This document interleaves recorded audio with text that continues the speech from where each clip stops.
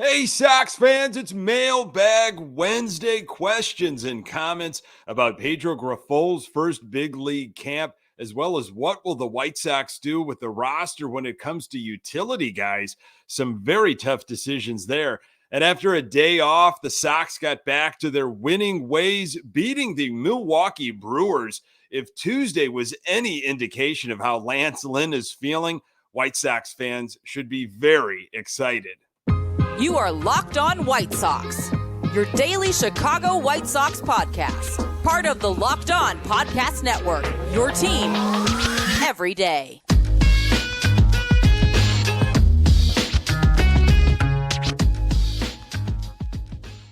Hey, Sox fans, welcome to Locked On White Sox. Thank you for making Locked On White Sox your first listen each and every day. We're free and available on all platforms. Follow us on Twitter at Locked On Sox. Also, subscribe to our YouTube channel. Just search Locked On White Sox.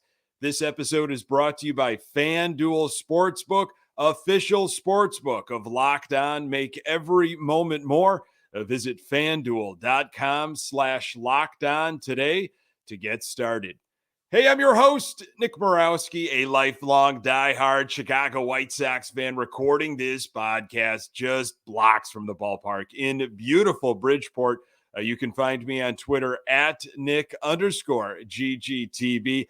Locked On White Sox is part of the Locked On Podcast Network, your team every day. Hey, welcome back to Locked On White Sox. Just about 3 weeks away until opening day, March 30th, as our White Sox will be in Houston. Appreciate you continuing to pass this podcast along to other Sox fans in your life. And thank you so much for all the questions and comments for our mailbag episode. You can always do that at lockedonsox@gmail.com. Spring training record so far, Sox are 6-4. They beat the Milwaukee Brewers on Tuesday afternoon by a score of 5-2. Going to get to all that later in this episode. It is Mailbag Wednesday. We got some questions and comments. Thank you for those. Jim, appreciate your email, and just going to get to it right here. Some really great stuff, some insightful things, and love the comments, especially about Pedro Grifol. Jim said, it looks like a concerted effort to stock the clubhouse with energy and culture with known quantities. Great that they are being intentional about something that, in my opinion, was sorely missing last year and can be a huge positive factor if done right. As a fan, I can put up with so much more if I know the team seems to care and plays hard. When they don't care, why should we? Super excited for the new era of Pedro Grifol. Appreciate that, Jim. Couldn't agree with you anymore.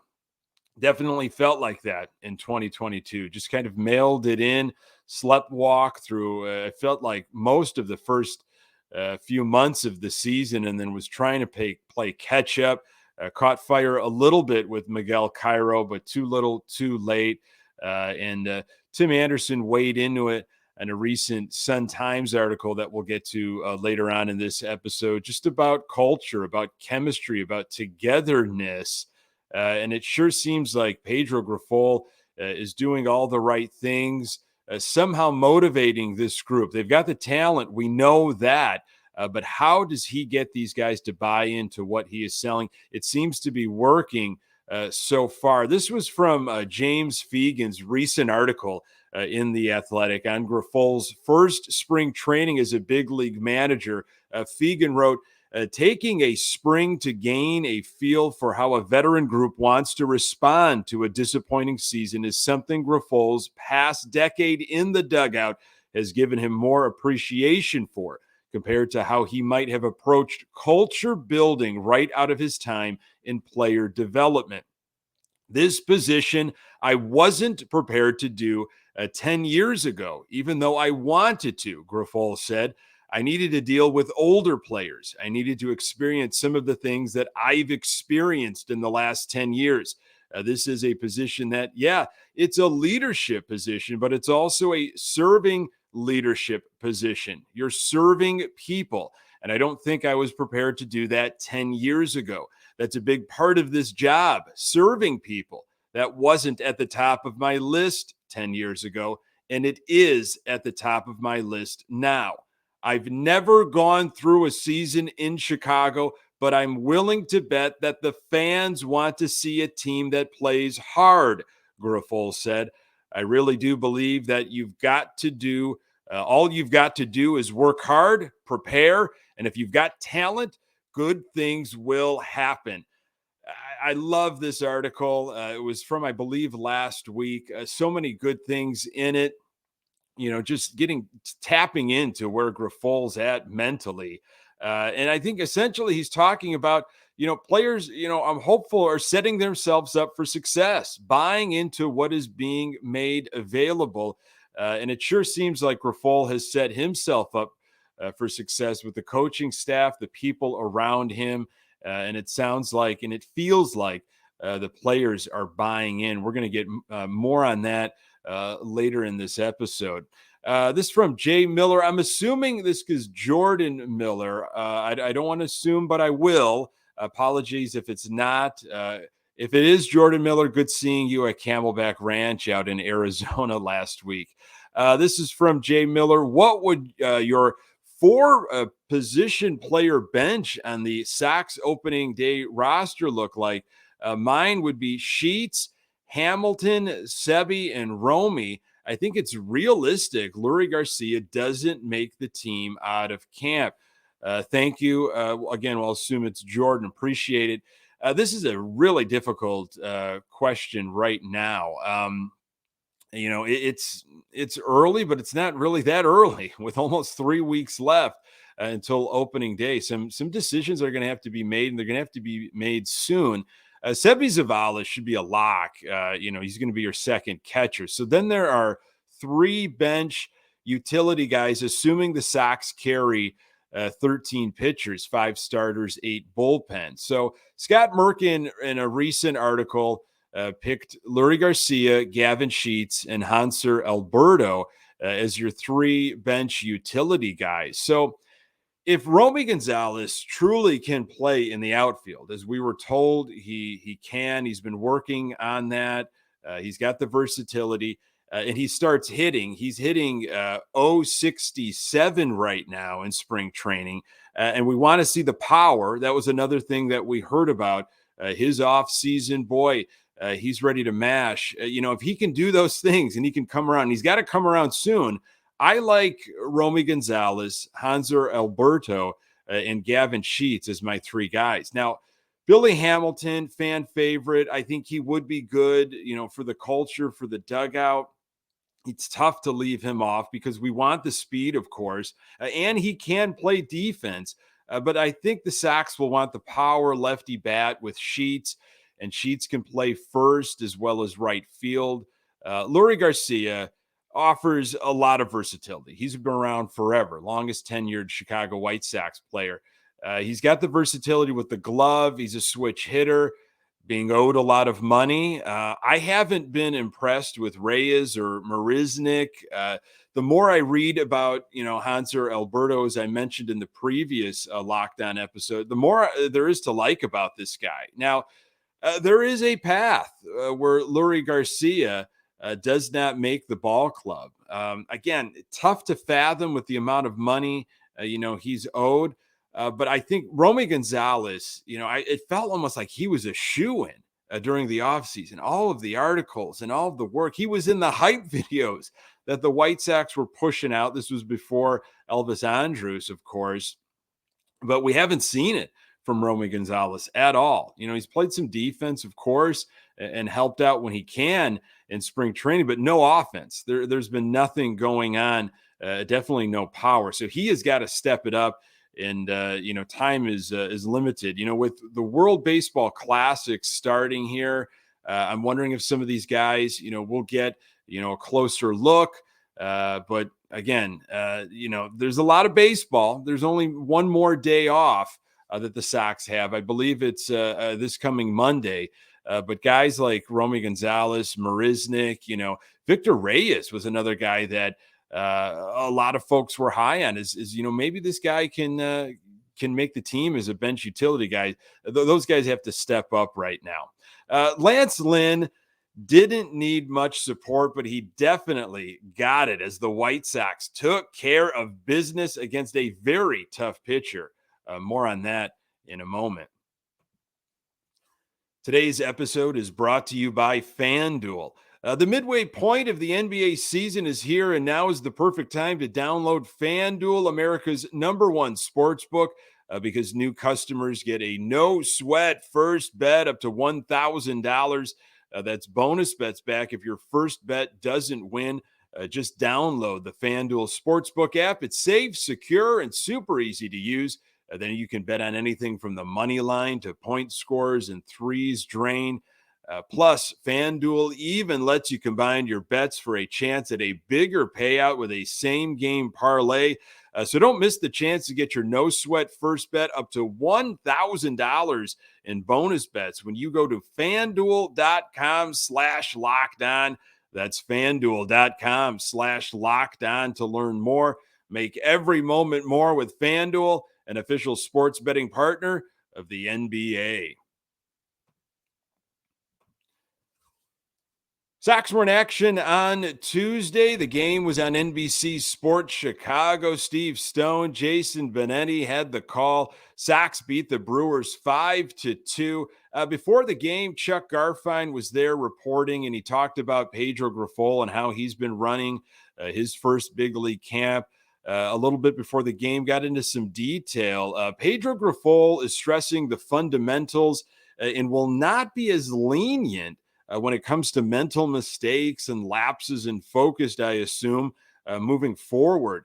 Grifol is breaking things up, according to Garfien, into 7 to 10 day stretches, and fundamentals is the key focus right now. During an in-game interview, Elvis Andrus kind of referred to the stretch that they are going in right now during spring training as the dog days of spring training. Andrus called it the toughest week of spring training. He also said that Pedro Grifol has emphasized treating spring training like a laboratory, wants players to be fearless and experiment. Now is the time to be aggressive and make mistakes. Love it. Again, the more you hear about Pedro Grifol, the more you seem to like. Again, we're just not even at mid-March. We got a lot to go. But again, this is where you lay the foundation. And that was some great stuff from Elvis Andrus. He had a really nice, actually, interview there with Chuck Garfien. He gave Garfien a lot of time and really went into depth on some stuff. So the World Baseball Classic is starting, but Lance Lynn got one more start at Camelback Ranch. He was against Corbin Burnes of Milwaukee Brewers. Burnes, tough pitcher, won the Cy Young in 2021, made it to the All-Star game the last 2 seasons, and the Sox were pretty impressive against Burnes. At bottom of the first, 2-strike single up the middle from Elvis Andrus off Burnes, and then we had a situational hitting moment for Oscar Colas, who was hitting in the 2 spot. Colas seeing one of the best in Corbin Burnes, which has got to be helpful for Oscar Colas moving forward. A good, patient at-bat. Colas drew a walk, so you got 2 on, nobody out for Andrew Vaughn. Vaughn with an RBI single to left field, making it first and third. Nobody out for Yasmani Grandal. He hit a weak ground ball to shortstop. There was a play at first, but the Sox scored a run, making it 2-0. Runner on second. 1 out for Sheets. Sac fly to right field. Productive out for Gavin Sheets. Sox brought 6 to the plate against Corbin Burnes and scored twice in the first inning. Let's go to the second. Sox back at it, stealing bases again in the spring, being aggressive. Eric Gonzalez takes off with 2 outs. Sox had 2 stolen bases on the day. Marisnik was caught stealing in the game. Third inning, it was the second time seeing Burnes, and Oscar Colas gets a base hit to right field. It's got to be a major confidence boost for Colas, something to add to his already impressive spring training. Andrew Vaughn hit an excuse me hit. It forced Corbin Burnes off the mound, and he made a wild throw to first. Ball sailed wide of the bag. Vaughn was at second, Colas to third with nobody out. Again, situational hitting, this time an opportunity for Yasmani Grandal, and he had a very deep fly ball all the way to the furthest part of center field. The sac fly scored Colas, and Andrew Vaughn made it to third. A very productive out once again for the White Sox. It was 3-0. Corbin Burns went 3 full innings. Sox had 6 hits, scored 3 runs, managed 1 walk, and did not strike out against Burns. That'll do just fine. 4th inning, Elvis Andrus with a 2-out RBI double down the third base line, making it 4-0 Sox. Colas with a tapper to the pitcher. Milwaukee pitchers having all kinds of problems fielding the ball on Tuesday. That throw to first sailed away, and Andrus scored, making it 5-0 good guys. Sox were opportunistic throughout the day, taking advantage of Milwaukee's 2 errors. On the day, White Sox had 5 runs, 12 hits, 2 extra base hits, 2 walks compared to 7 strikeouts, and the Sox were 3 for 12 with runners in scoring position. Andrus, Colas, Vaughn, Marisnik all had 2 hits apiece, and Grandal had 2 RBIs. This was Lance Lynn's 3rd outing of spring training. Again, he started things, and it might have been his last outing as he's headed to the World Baseball Classic. And his outing went about as well as he could have hoped for. First inning, he did issue a leadoff walk, but a great double play turned by Eric Gonzalez and Elvis Andrus with a stretching Gavin Sheets at first. Lynn had a strikeout to end the inning, which was a theme of his Tuesday outing. Second inning, Lynn was going after hitters in the second, not missing by much, kind of nipping on the corner with some of his secondary stuff. It seemed like that's what he was working on Tuesday, was off speed. I thought he mixed up things nicely. I thought his off-speed stuff was working well, keeping hitters off balance, which is what, of course, you want. 2 flyouts for the first 2 outs, and then another strikeout to end the second inning. In the third, Brewers got to Lance Lynn by putting 2 guys on with only 1 out. Lynn got his 3rd strikeout with some nasty breaking stuff to Christian Yelich.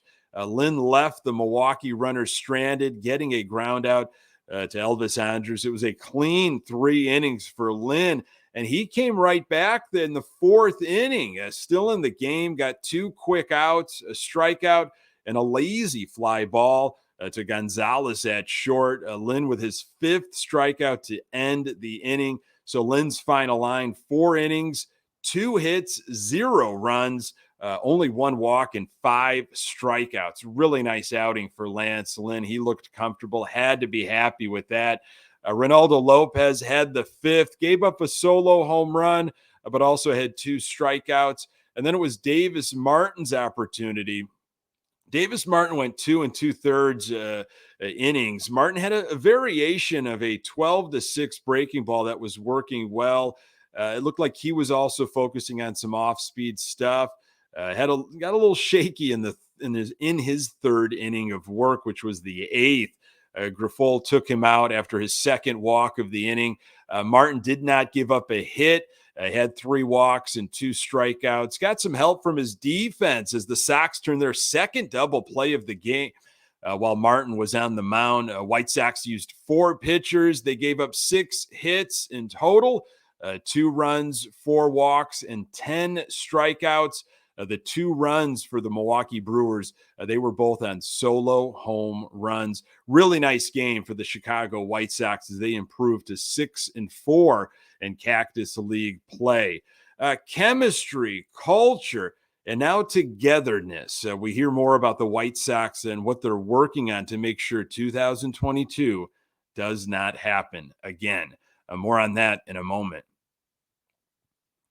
So working on togetherness, that thing you just almost simply can't define. There was a Sun-Times article by Daryl Van Scoven recently, and Tim Anderson kind of weighed in on what this is all about. Anderson agrees with what Jose Abreu said recently when Abreu talked about how the White Sox were not a family in 2022. That's true. Tim Anderson said recently. That's why we're building togetherness, trying to build togetherness here. For sure, we have to find that togetherness. And this spring has been good, Anderson said, being as one. We weren't as one last year, and it showed in the way we played. We looked good on paper, but didn't look good on the field. You're spending time with guys that come from all over the world, from different backgrounds, who are with each other all year. It's only right to make it family because you're spending more time with these guys. It's only right to keep that connection and make that bond stronger. It makes everybody better and comfortable. A really good article by Daryl Van Scoven in the Chicago Sun-Times. Again, you hear it from Elvis Andrus, Tim Anderson. Grifol's been preaching this culture, this change. The way we're doing things is going to be different. Now, will players buy in? That was the big question in the off season, and it sure feels like players are buying into this new way of doing things and how Pedro Grifol wants to run it. Now, again, Grifol's running camp in a player-directed, manager-facilitated type of environment. Grifol is asking players, hey, how do you want things to go? What was wrong last year? What do you want to see different about not only off season, but how spring training has run? You want it a little quicker? You want a faster pace? Great. Player directed. I will facilitate it with my coaching staff. And I'm going to set you up for success. Trust me, is what he's saying to the players. And I think Tim Anderson, is talking about the stuff that simply can't be quantified. You're not going to find it in a box score. It's not a sabermetric. It's not on fan graphs. The things that take a bunch of individual players and turn them into a team. Hawk Harrelson, tongue in cheek, used to say TWTW, the will to win. And there's more that goes into it. In hearing more and more about chemistry and how important that actually is. You got to like who you're with. You got to be pulling in the same direction. And that's where Anderson is coming from. From another Sun-Times article just a day or two ago by Van Scoven. This now from Grifol's perspective. Again, echoing some of the things that Jim had commented on from our mailbag portion. This was Grifol saying, hey, you can't win the World Series in spring training, but you can lose it. Grifol spoke to the team Tuesday about little things, fundamentals, opportunistic base running, which we have seen a bunch so far in the early spring, hitters knowing situations and their roles. I love that. Situational hitting. What are you needing to do right now to set this team up for success? Not about you as an individual hitter, but how can you help this team with this at-bat in this inning that will help us in this game? Grifol said, I know it's March 7th, but I'll stress this again, to address these things on March 25th is too late. Being proactive, not reactive. Things going well right now for the Chicago White Sox, and I think we have to thank Pedro Grifol for that. I really appreciate the mailbag questions and comments, and you can always get those at lockdownsox@gmail.com. But it sure seems like you are seeing the things that I am seeing, and I think we'll have to wait till Sunday, I believe March 12th, for our next televised spring training game. Folks, thank you so very much for making this podcast part of your daily routine. You can find the Locked On White Sox podcast absolutely everywhere you find your podcast. We're on Twitter at Locked On Sox. You can find me on Twitter at Nick_GGTB. And don't forget to subscribe to our YouTube channel as we inch closer to opening day. Thanks for making Locked On White Sox your first listen. Now, for your second listen, check out the Locked On Fantasy Baseball. Win your league by listening to Matt and Dom every day as they bring you the best fantasy draft strategies. Find Locked On Fantasy Baseball wherever you get your podcasts and on YouTube, part of the Locked On Podcast Network, your team every day. On the next episode, I'll recap Wednesday afternoon's White Sox-Royals game as Pedro Grifol faces his old team. Really appreciate you making time for the Locked On White Sox podcast. I'm Nick Morawski. Until next time, go Sox.